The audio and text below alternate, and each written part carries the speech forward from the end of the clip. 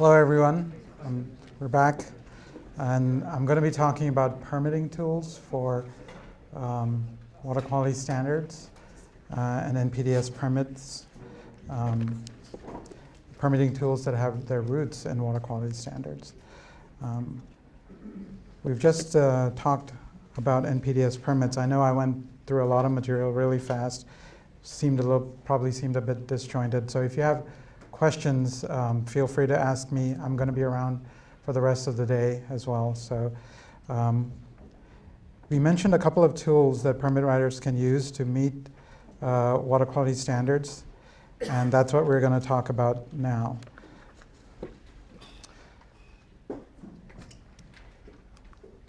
Again, the infamous disclaimer slide.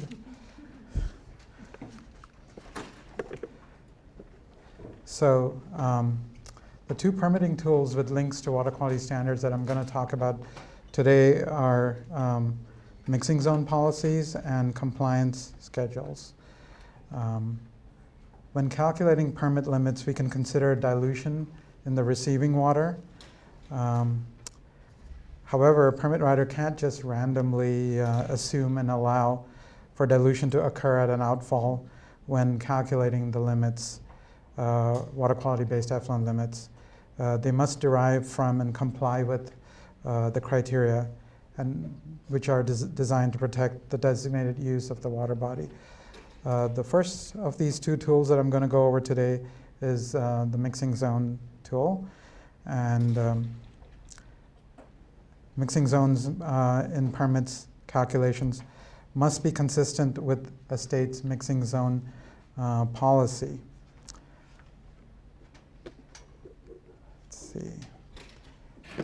EPA water quality standards regulations speak to this at section 131.13, and it states that states may, at their discretion, include in their state standards policies generally affecting their application and implementation, such as mixing zones.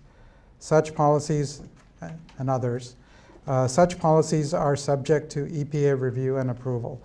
So states, authorized tribes, and territories may allow for mixing zones and include a mixing zone policy within their standards. Or they may prohibit themselves from allowing for mixing zones. It's not required, but they may do it. There may also be times when facilities need a little more time to comply with new water quality-based effluent limits. A permit writer can't just, again, randomly allow for more time to meet those limits because that means that the water quality standards in the meantime won't be met. However, a compliance schedule is a tool that can be used to allow those facilities to come into compliance with their limits. There needs to be a basis for the compliance schedule in the water quality standards themselves, and some authorization to delay the attainment of the state's water quality standards in the receiving water to allow the state to use a compliance schedule to meet permit limits. That's a general question about time schedule. Yes. Permits are on a 5-year cycle for NPDES.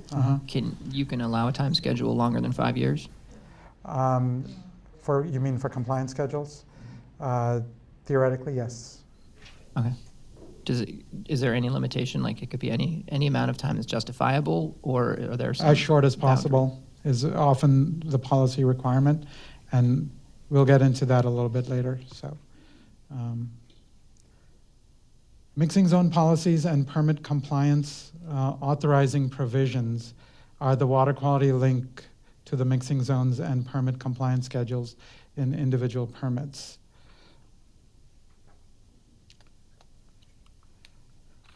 So let's just get into mixing zones. What is a mixing zone?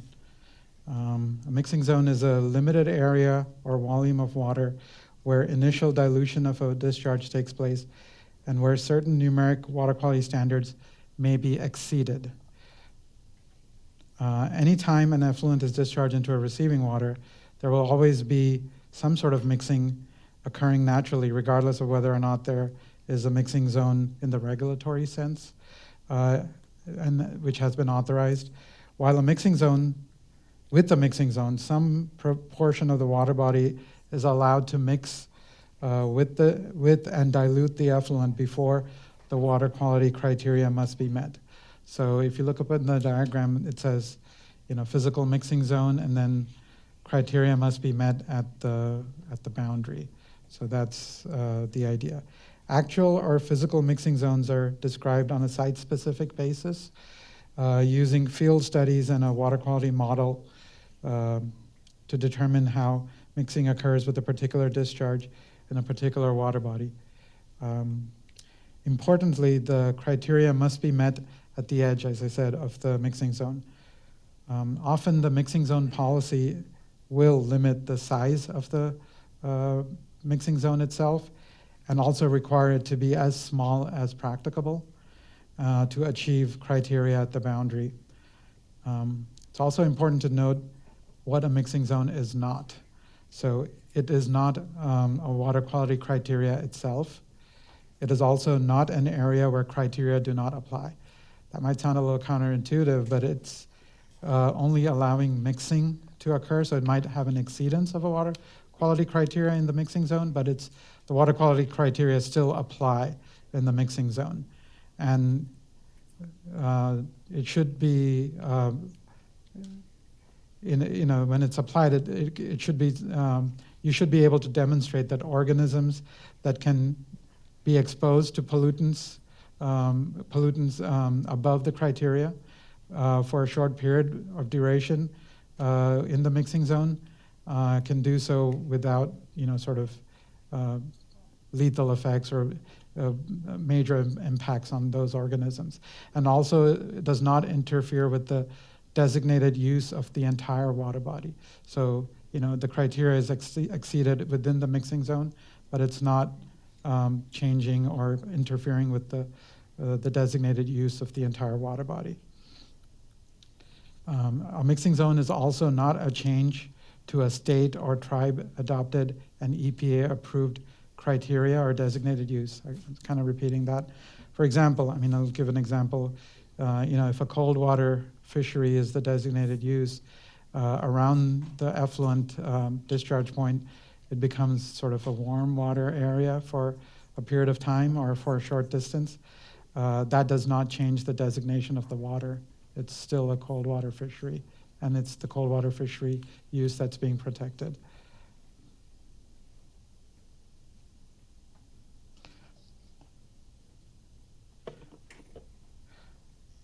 Continuing on the theme of, yes? One thing I'd also want to make sure the regional boards are aware of is in whatever mixing zone provisions you have, it's often very helpful to permit writers if you stipulate, say, in order to ensure the designated use of fish passage is protected, the mixing zone can't be more than X width of the river or so on. So it's very helpful to be specific about how you want to see those designated uses protected through the design of the mixing zone. Because otherwise the permit writer has to come up with it from scratch and it'll be very inconsistent how it's applied permit to permit by different permit writers. Thanks, Pascal. That's part of what I'm going to get to next, but that's good that you brought that up. And Pascal's sort of he's also with EPA Region 9 as a permit writer, and he's the in-house expert on modeling for mixing zones. So his input is definitely welcome and expert. Now that we have field studies and models showing how the effluent mixes with the water, we need to establish the individual site-specific mixing zone for that particular discharger. This is the site-specific implementation of a mixing zone in an NPDES permit that we're talking about. And it authorizes that discharge to exceed the criteria within that mixing zone. Again, I mentioned that before. So we have the physical mixing zone in the water and the site-specific mixing zone used for the NPDES permit calculations, the so-called regulatory mixing zone. Mixing zone policy describes the general characteristics and requirements associated with the mixing zone without considering site-specific conditions. This is what Pascal was alluding to earlier, and which I'll get to in my next slide. Mixing zone policies are legally binding provisions adopted into state or tribal water quality standards and are generally considered water quality standards that EPA reviews and approves or disapproves. Since mixing zone policies are the ones that are within the water quality standards realm. Let's get into those a little bit more. So, when might a mixing zone not be appropriate? I guess I should move to the next slide. It's important to note that states and tribes are not required to allow mixing zones in their water quality standards. Even if a state or tribe chooses to allow a mixing zone, generally it may also choose to define policy circumstances under which the mixing zone is prohibited. Likewise, where the state or tribe generally allows mixing zones, the permitting authority may decide that a mixing zone is not appropriate for a particular discharge or on a site-specific basis.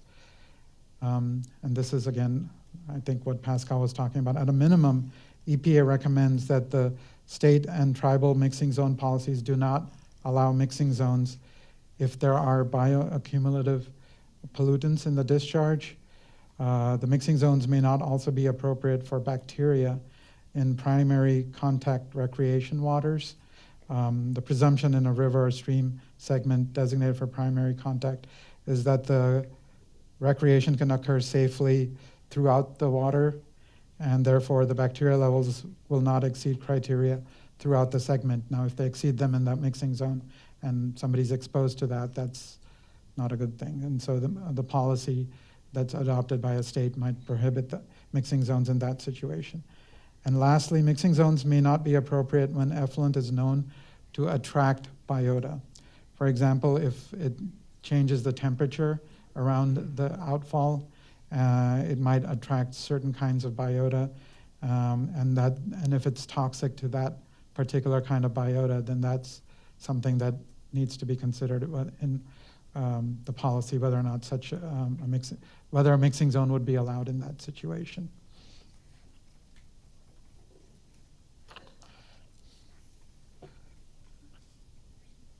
For more information on mixing zones and the different terminology, you can refer to the NPDES Permit Writer's Manual, which is found in the first link that I had in my last presentation, or you can call Pascal.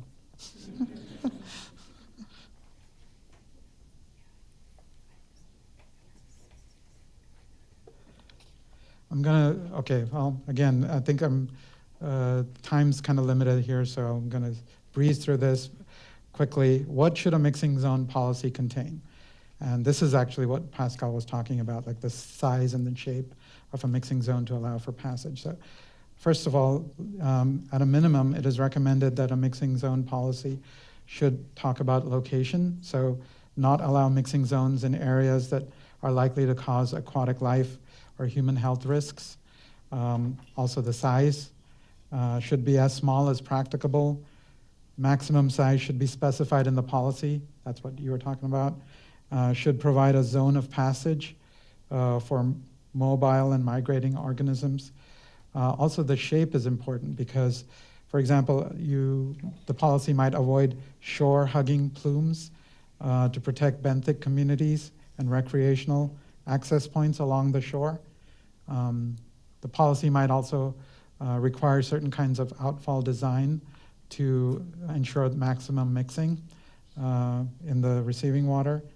And lastly, in-zone water quality. The mixing zone should attain the narrative free from criteria that are applicable to all state or tribal waters. Basically, the bottom line is the more clear and robust the mixing zone policy, the better off the state or tribe will be in developing NPDES permit limits with mixing zones and defending their regulatory actions. I'm going to actually skip the next one because we're running short on time and start talking about permit compliance schedules. So now we're going to move to the next tool which is available for permit compliance, and those are permit compliance schedules. Remember, NPDES permits are issued so that a point source can legally discharge pollutants into the waters of the U.S. Permits can include limits that are based on how much pollutant a facility can discharge and still meet water quality criteria in the receiving water. As you heard before, these are water quality-based effluent limits. If a discharger gets a new water quality-based effluent limit but can't meet it when their permit is issued, it is possible to get additional time to meet that through a permit compliance schedule. Permit compliance schedules are presented and outlined under the NPDES regulations at 40 CFR 122.47. In order to be applied in specific permits, they must be authorized as part of the applicable water quality standards through what is called a permit compliance schedule authorizing provision. The goal of a permit compliance schedule is to provide time for the permittee to take specific actions to comply with the limits as soon as possible. And that is an important phrase, as soon as possible.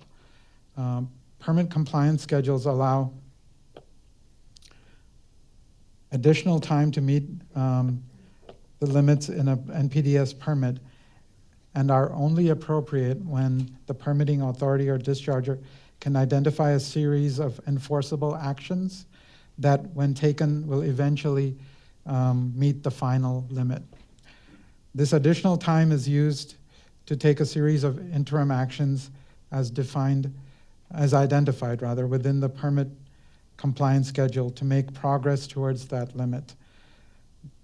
It should be noted that permit compliance schedules cannot be granted only or solely to provide time for development of TMDLs, water quality standards, or site-specific criteria. The reason is because the Clean Water Act definition of a compliance schedule says that it is an enforceable sequence of actions to lead to compliance with the limits. Using that time only to conduct a TMDL or to revise water quality standards is not leading to compliance with the limits. Might help in leading to compliance in the future, but you're not leading to that by doing those things.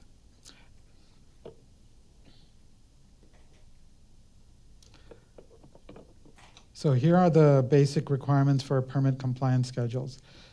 As I said, compliance should be as soon as possible. The permit compliance schedule must include the enforceable sequence of actions that will get to the final limit, and the permit must include the final limit itself. Interim requirements are required in the schedule if the schedule is longer than 1 year.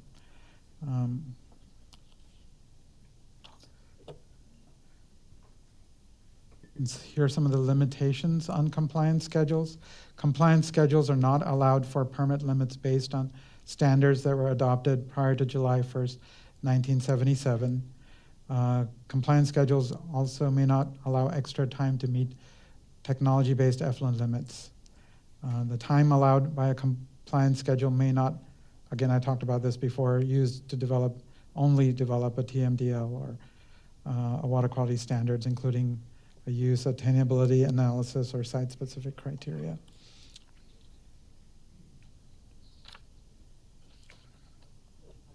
Yes. I'm assuming in one permit, if they have a compliance schedule and then they don't meet it, in the next permit term, they're not allowed another compliance schedule? Maybe, maybe not.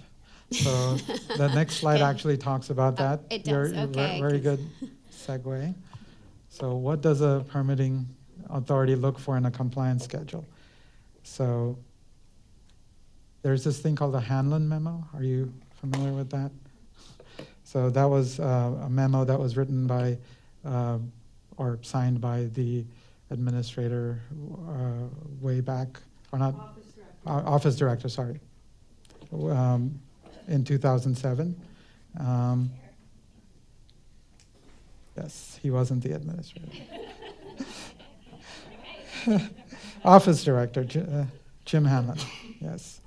With that memo sort of lays out factors that are appropriate for a compliance schedule, and it says how much time the discharger has had under prior permits. discharges good faith efforts, need for modification to treatment facilities and operation and maintenance, time needed to implement those modifications, and if the same treatment is needed as before to meet the standards, or the limits rather. And then there's other factors for as soon as possible, and that's like the steps needed to modify treatment facilities and the operation and maintenance, time for those steps, and the permitting authority should not presume the compliance schedule be based on maximum allowable time in a state's authorizing provisions. So your question earlier was, is there a limit, time limit? So I think some policies, some state adopted policies might have like compliance schedules may not exceed 10 years or something. Maybe longer than a permit term, but not beyond a certain time period. Questions? General question, I'm wondering if there's a bright line or examples you can provide as to when it's more appropriate to have a compliance schedule and a permit rather than establishing a variance. Yeah, can you do it? I conflate the two. Yes, a lot of people conflate the two, and actually when Melissa comes tomorrow to present, there might even be a slide here, but when Melissa presents the module on variances tomorrow, she will spend time on the difference between the two.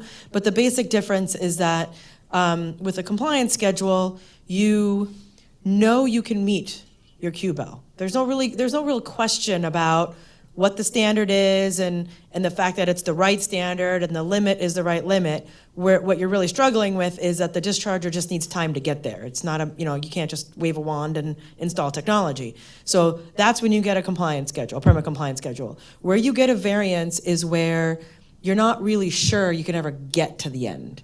So as Gary said, with a compliance schedule, you have to include actions, an enforceable sequence of actions that will lead to compliance with the permit limit. If you don't even know if you can get there, then you can't really get a compliance schedule that's consistent with the act. So for a variance, it's where you're not really sure you can get to the end, you don't even know what to do to get to a QBEL based on the underlying standard. So the whole construct of a variance is you identify what you know you can get to, and therefore your QBEL is derived to something that you know you can at least get there, and it can become incremental. Does that help? To me, it's complicated by virtue of the expiration time limit of a variance is 10 years, and so the reg presupposes that there is some idea that it can be achieved at some point in time, and sometimes it's more of a hypothetical, well, we're hoping a site-specific objective will be established, and that'll help us be able to better comply. Well, so here's the other difference, and I think this relates to the question that we had earlier, is that for permit compliance schedules, generally you get one. You don't really get renewals of permit compliance schedules unless something has changed that was out of the discharger's control. I don't know what all the things are, but acts of God, things like that. Variances are very much expected to be incremental subsequent. So you're right that you get with a variance, you'll get something that you can say, well, I know in 10 years I can get here. You're right, when the variance expires, you're back to having to meet the QBEL based on the underlying standard, but you can justify to get another one. So you can have sequential ones as you understand the information better. And Melissa will talk a bit more about that tomorrow. Thank you, Manjali. I've been indicated my time's up for this section, so I will sum it up very briefly. In order to use the compliance schedule tool, your water quality standards regulations need to authorize it. If it's not in the water quality standards regulations, then you can't have that in your permits. And for mixing zones, you don't need to have a mixing zone policy in your water quality standards regulation, but it helps if you do have it. To use, well, a mixing zone policy or mixing, but what about dilution? I meant dilution. So if there's no need to have a mixing zone policy to apply sort of when you're calculating those. Right, okay. Thank you.